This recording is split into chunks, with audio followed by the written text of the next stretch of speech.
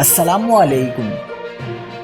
کراچی میں فائرنگ، معروف عالم دین جاں بحق، علاقے میں کشیدگی، فضا سوگوار، ہر آنکھ اشکبار ہو گئی۔ تازہ ترین ویڈیوز کے لیے چینل کو سبسکرائب کر کے بیل آئیکن اور آل نوٹیفیکیشن پر کلک کریں۔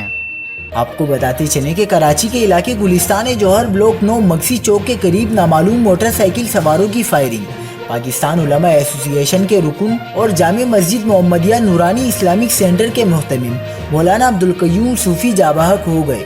پولیس کے مطابق مولانا عبدالقیوم صوفی نماز فجر کی ادائیگی کے بعد مسجد سے اپنے گھر کی جانب پیدل جا رہے تھے کہ گھر کے قریب ہی گھات لگائے موٹر سائیکل پر سوار 2 نامعلوم مسلح ملزمان نے انہیں فائرنگ کر کے قتل کر دیا اور فرار ہو گئے۔ مقتول مولانا عبدالقیوم کو ایک گولی سر پر لگی جو جان لیوا ثابت ہوئی۔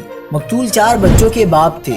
واقعے کے فوری بعد علماء ایسوسی ایشن اور سنی علماء کونسل کے مرکزی رہنما، عہدیداران، مدرسے کے طلباء اور علاقہ مکین بڑی تعداد میں موقع پر پہنچ گئے، جہاں انہوں نے شدید احتجاج کیا۔ مزید خبروں کے لیے دیکھتے رہیے حق پاکستان نیوز۔